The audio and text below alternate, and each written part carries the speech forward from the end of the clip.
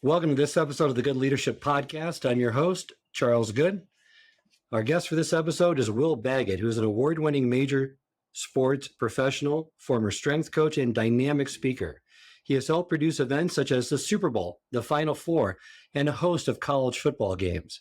Over his 6-year coaching career, Will has helped produce 19 draft picks, including 2 first-round picks, and his first book, The Blueprint for a Successful Career, was released to widespread acclaim and has been added to the curriculum at 6 national universities.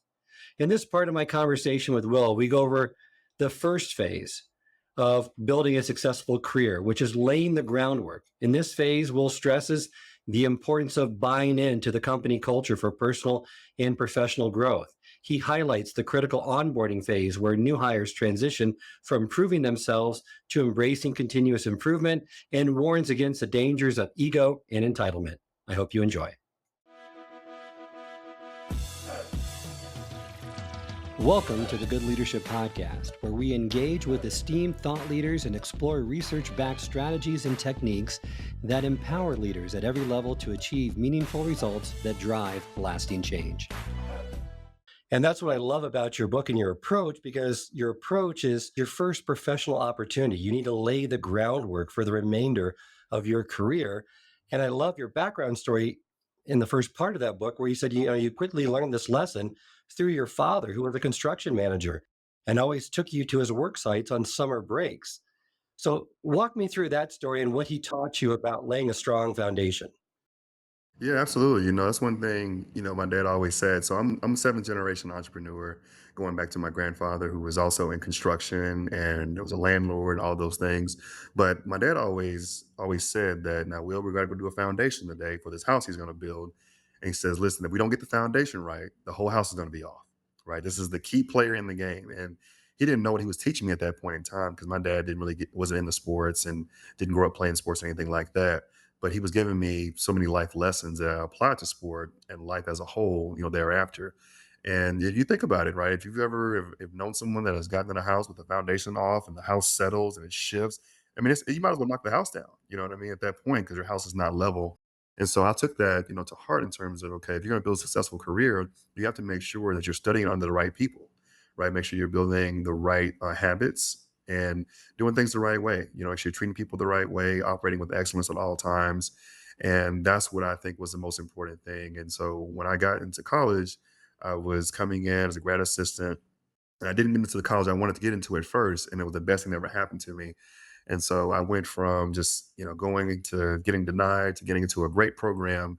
And I ended up becoming a strength and conditioning coach, in addition to a graduate assistant, in addition to selling concessions, in addition to selling nachos and game programs, because I didn't have a background in sports. I needed to build my career the right way.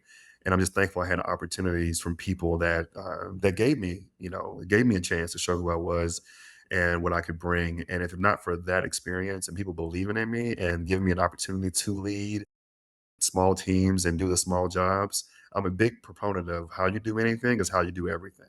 Right. And so whether I was watering the plants behind the building or filling up the vending machine, they saw that and they say, okay, if he takes this seriously, surely he'll take this next thing seriously.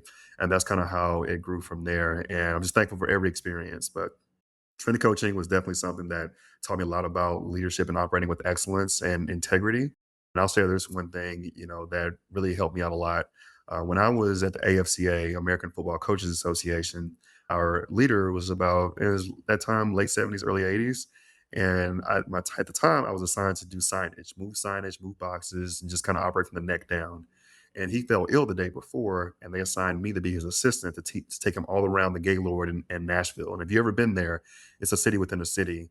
And if you have an 80-year-old CEO, we don't have time to be making wrong turns. And so I took that to heart, and I mapped out the entire hotel on my own, walked every route, every corner, every trap door. And I had a little cart for him and everything. And we never made a wrong turn for the next 4 days. And that became my job for the next 5 years. And so if you stay ready, you don't have to get ready. And I would say that my career is largely an outgrowth of that, of staying ready so you don't have to get ready, because you never know an opportunity presented. Well, it's something also that you mentioned too, that when you're starting your career, no job is too small. How you do anything is how you do everything. be where you are. And we'll get into that a little bit more later, but just taking pride in knowing that you're going to have to put in your time.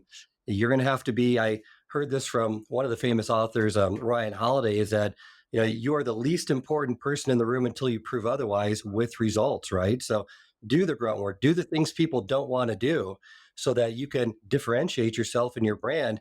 I remember a story by Bill Belichick where when he was starting to get into coaching, and he was with Parcells staff of the New York Giants, and he decided that he was going to be the best at game film. No one wanted to spend days in the room just looking at game film. But he took that to heart. He said, I'm going to be the best at this that I can be.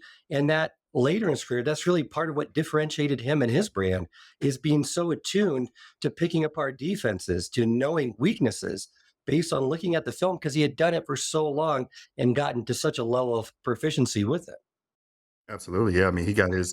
It reminds me of Bill Gates, and he was messing around with computers as a teenager, so he got his 10,000 hours very, very early, and sounds like he did with Belichick as well. And I got a similar experience when I became a strength coach. No one wanted to wash the bottles, so we would give our athletes these bottles, fill them up with like protein and all kind of gunk and all kind of stuff and whatever we needed to feed them or liquidate them with to make sure they had the right kind of nutrients.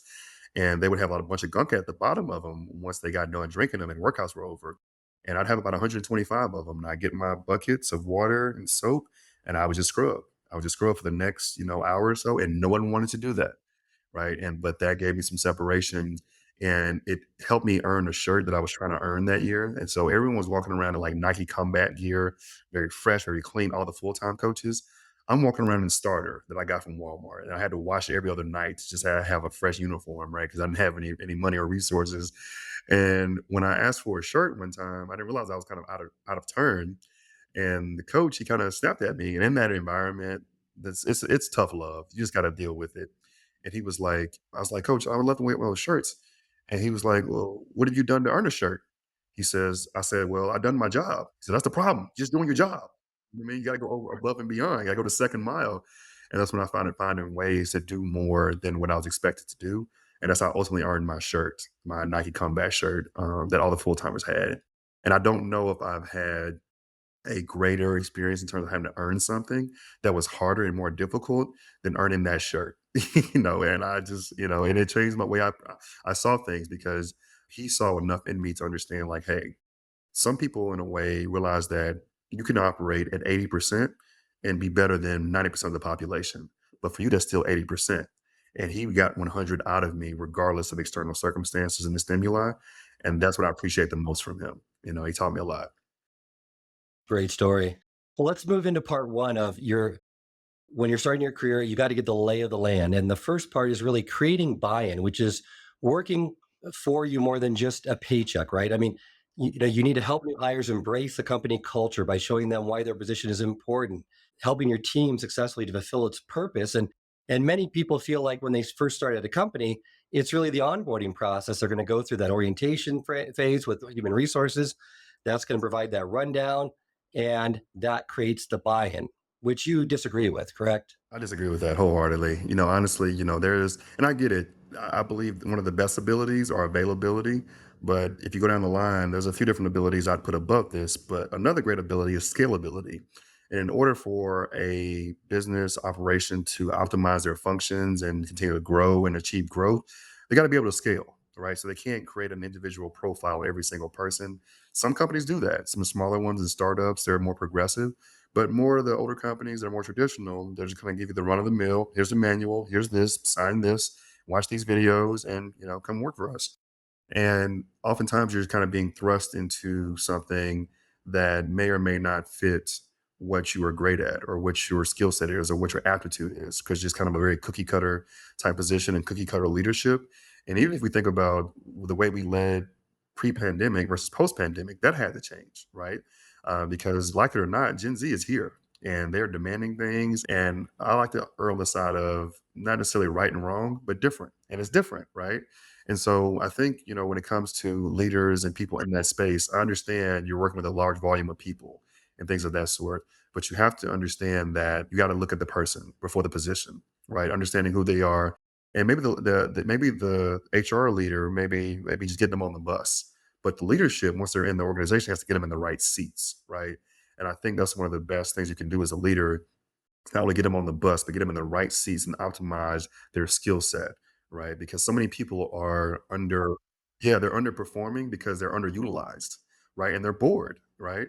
And so I'm appreciative that I've had great leadership that have put me in positions to challenge me and stretch me, that have kind of built those new neural pathways and have given me that confidence the way I can do this, right? And that was a huge difference maker for me. So I would say, like I said, there's got to be ways to where we optimize what we get from our people, because people are having real problems. They're dealing with real issues. They're living with real situations. And if they don't feel cared about, then their tenure at their organization is going to be very, very short. I think a lot of organizations don't do a great job doing that onboarding process to really share the mission and the purpose with their employees. And employees, when they first start working, right, they're in that kind of that new position. And their first objective tends to be, I want to make sure people believe that I deserve this position, right? So they are in that proving stage. But eventually they move beyond that, some of them, but some of them stay in it. So talk to me a little bit more about why we should probably stay in that proving phase a little bit longer and not become so complacent. Yeah, absolutely. I think when it has to be, it has to be a personal standard, right? Because no one should be able to set a standard for you that's higher than your personal standard of performance, of integrity, of morality, value system. Like, these things you have to do when no one's looking. You got to go sit by yourself and understand, okay, what are my non-negotiables? What are my values? What do I care about the most? And what do I want to be known for? What kind of legacy do I want to leave? That has to be decided for yourself. So no matter whether you have poor leadership or great leadership, you're still operating in a transcendent manner. And I identify as Christian, and one of my favorite scriptures talks about, do the work as unto the Lord and not unto men. And so I subscribe or ascribe to those type of approaches. And I understand there's different belief systems that I'm respectful of, but it has to be a personal standard that you adhere to no matter what the situation and environment is. And so you're proving things constantly to yourself, right? And getting that approval from yourself and comparing yourself to your version of you who you were yesterday, and not necessarily comparing yourself to other people. Now, what leaders will do sometimes, and I'm not opposed to it, they'll create a thing called co-opetition, right? Where they'll try to get some of their subordinates or people that work under them to kind of compete in a way, to kind of bring each other up in a way.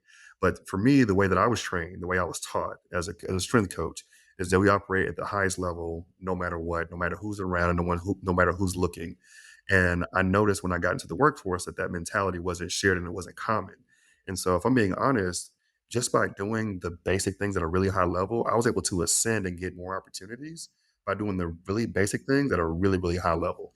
And it would shock you how many people skip over the small steps, skip over the basics, leave that thing just undone. They could have went just one step further, could have proofread it one more time, and they decided not to. And that's one of the things I think that really shaped my career, in terms of having that approach to excellence and doing things with a can-do attitude and a positive attitude. It wasn't really hard for me to ascend, with that in mind. But I attribute that to my mentors and sponsors that put me in that position, and that saw enough in me. And I think when you are in that proving phase, you put yourself in position to get the jersey or earn the jersey of the other person, so to speak. And I may be jumping ahead, so pardon me, but you want to put yourself in position to where these people feel comfortable recommending you, feel comfortable, hey, if they can't make it to a certain event, sending you in their place. But you have to create that environment of comfort and that psychological safety. And one of my favorite quotes, I'm a big quote guy, it says that you build trust by keeping your promises to other people, but you build confidence by keeping your promises to yourself. And so that's what I was trying to think about. So when I'm operating, and that's what I would encourage people to do, is prove things to yourself. Operate with excellence despite what it is, because the big time has to be where you are right now. And you have to make every opportunity at hand the absolute best it can possibly be, because you never know who's watching, you never know who's looking, you never know what coworker you have that may be in an exposition, maybe ready to leave out and wants to bring people with him or her. And you have to be in position. Like, I just big on being in position. And getting back to that proving phase, it's not a finite period of time. You should look at it as a way of life, because I love the quote that you have, and I've heard it before, is that people don't care how much you know until they know how much you care. And if you are the type of person where if you get assigned anything, right? You need to have the mindset and the work ethic to say, take all of these small assignments seriously. And imagine, and then people will think, okay, well, if he did that great or she did that great, with this small assignment, I can't imagine what they're going to do with a much larger assignment. It's going to build confidence in your abilities, and they're going to hopefully then promote you to a better position. But the Dr. Martin Luther King quote that you put in the book, I think, is really apropos here. And people, when they start their career, there's two things that usually get in their way, and they both start with the letter E. That's ego and entitlement. So talk to me a little bit about those and what you've seen maybe from your career and the people that have kind of succumbed to those. Yeah, absolutely. I would say that, there's a really popular book called Ego is the Enemy that I highly recommend people check out. And I also want to kind of clear the air that ego in and of itself is not a negative word in and of itself. It's part of your self-concept, right? But it's someone that can have an inflated ego, right? Or someone that can be, very humble. There, you kind of get into the different connotations now of so-called positive and or negative, right? And again, I try to ascribe to the mindset of not always positive and negative, but different, right? Different ways of doing things. And, you need your people that are doing marketing and doing outbound sales to be extroverts and more often than not, right? There are introverts that have value in that space as well. But again, it's people have different ways of going about things. So to kind of level set, ego in and of itself is not bad. It's a part of your self concept. You have to know who you are, know what you care about, and you have to be confident in yourself, right? But when you get to that point where you think you are deserving of something you haven't put the work in for, they were getting into an inflated ego and they were kind of graduating to the level of entitlement. I heard a speaker say one time, he's a former basketball trainer, and a guy asked him, he says, "Man, I want to do what you do. I want to be where you are." And he said, "Well, you got to do what I did 15 years ago." And nobody wants to hear that. You know what I mean? And even as we have this podcast and I've been speaking for 7 years now and done almost 300 engagements. And people ask me all the time, "How'd you do it?" Well, I point to this thing behind me. There's 150 books behind me that I read that when no one was looking and it was just me and I was driving Uber. And when I was driving Uber, I would practice my speeches on my passengers, right? To kind of get their feedback and see about, okay, is this resonating? And so I think the biggest thing is when you get into the ego and entitlement, it gets real dangerous. It gets real hairy because people see that and they sense that. I think now as we're moving into this space where the advent of artificial intelligence, people have a keen sense of awareness on things that are not real, right? And I think as we get more into AI and these things continue to change and metastasize, people are going to be yearning for authenticity and people being true to themselves and people being just good people. And it's just that sense you get when you're around somebody that's good, that wants to do things the right way, and that's a kindred spirit. You just feel a certain way. And so I think the ego entitlement is the way I look at it is this: if you want more, you got to do more. I've never said that you just because you're a certain age you can't go and achieve great things, right? The guy I used to work with at Front Office Sports, he started the company when he was 23 years old as a grad student at the University of Miami. The company's now worth over $60 million, but he wanted more and he did more to get right? And so that's how I think the thing is. And so I think it's a matter of framing it. Okay, if you want it bad enough, if you want to skip the line, you got to do what it takes to skip the line, right? Because there's people every day we see that have been successful 20 something years old, 30 something years old. Truett Cathy created Chick-fil-A at age 55, right? And so I think people are getting in a rush because of what they see on social media and they're watching highlight reels of what people are doing and where they're going. And, I'm a big proponent of running your own race, right? Because if you compare your chapter one to someone else's chapter 20 or chapter 30, then you're always going to feel inadequate. And another quote, surprise, surprise, Albert Einstein once said that everyone is a genius, but if you judge a fish by its ability to climb a tree, he'll spend the rest of his life thinking it's stupid, right? And I think that's where we kind of fall, with where we are now. And even in the past, even my generation, is we want it right now because we have so much exposure to everything. We know what everyone's making, we know what everyone's doing, we know where everyone is, we know who everyone's talking, you know what I mean? And I don't think that's always healthy. So I think it's very important to learn to unplug and just get to know yourself better, learn what you want. Because for some people, they may think, that, okay, success is house, car, whatever this looks like. But I know people that, my grandmother never made more than 30 grand a year, but she was rich in relationships, right? She had a good, fulfilling life because she had people that cared about her and she cared about and she helped people. And I think so many people are getting conditioned to what they should want and not thinking about what they actually want. And they feel like they're entitled to these things, but they don't have the passion to go put the work in to do it. And the last thing I'll say to that is those people that are not doing the work should not get in the way of the people that are doing the work, right? It takes time, it takes effort. And anything, you look at life, the only place where success comes, in the first dictionary, right? And the only time you can be successful in the very beginning is when you're digging a hole.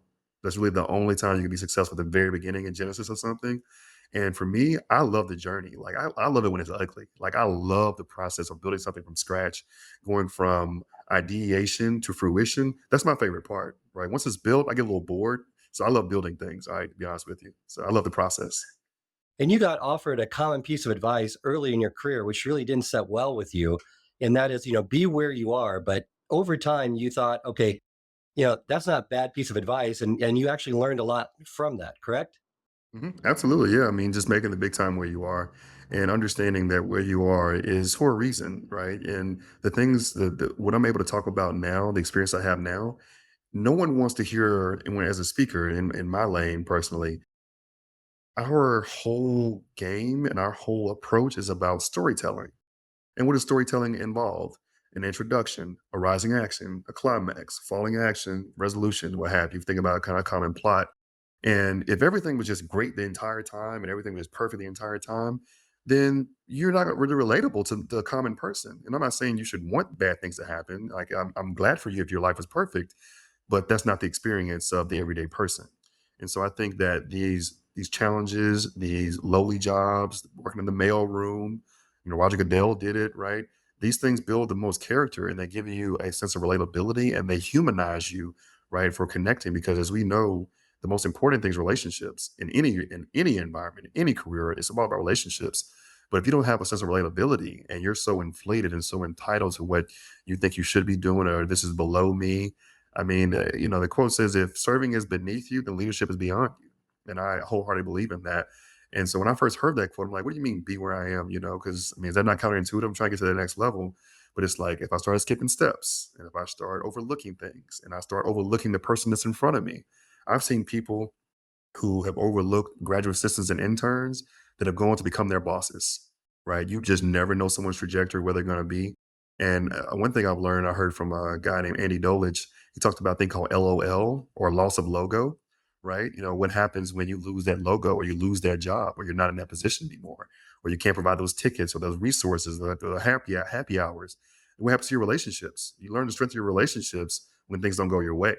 And so I think being where your feet are enables you to, bloom where you're planted, really just take an inventory of the landscape that's around you and what opportunities are available to you and how you can innovate. Like one of my biggest things, everywhere I've been, I've changed something. I've innovated something that they continue to use and implement to this day. But if you are not able to get on the ground level, then I don't think you'll ever be a great leader because you won't understand the experience of your lowest tier workers. You won't understand what they're doing. You won't be able to connect with them. You just went to the right to the top spot and you don't know what the guy in the mailroom is dealing with. But if I put it like this, people become very important when they become very important in the sense of this. We may walk into an office building every day, used to being clean and nice and secure. But what happens when the security guy doesn't show up? All of a sudden, he becomes really, really important. What happens when the janitor and custodian team, they come in last night and clean up? Now, all of a sudden, they become really, really important. And so I think it's a matter of just go ahead and treating people and treating opportunities with the respect they deserve when you're in it and not when it's escaped you. And now you're all of a sudden realizing, oh, wait, that was pretty valuable. What they did is pretty significant. If we don't get our mail from the guy in the mail room, I mean, how are we gonna know what's going on? How are we gonna pay the bills? Or how are we gonna, it could be $100,000 check in the mail, right? So all of a sudden it becomes very, very important. So let's treat opportunities and positions and places with the respect they deserve while we're in them. I hope this episode has provided you with valuable insights. If it has, I ask you to share it with someone who would also benefit from it. If you've been enjoying and gaining knowledge from this podcast, then subscribe to our YouTube channel where you can find all the previous episodes of the podcast and additional learning resources. You can also subscribe to the podcast on Apple or Spotify and leave up to a 5-star review.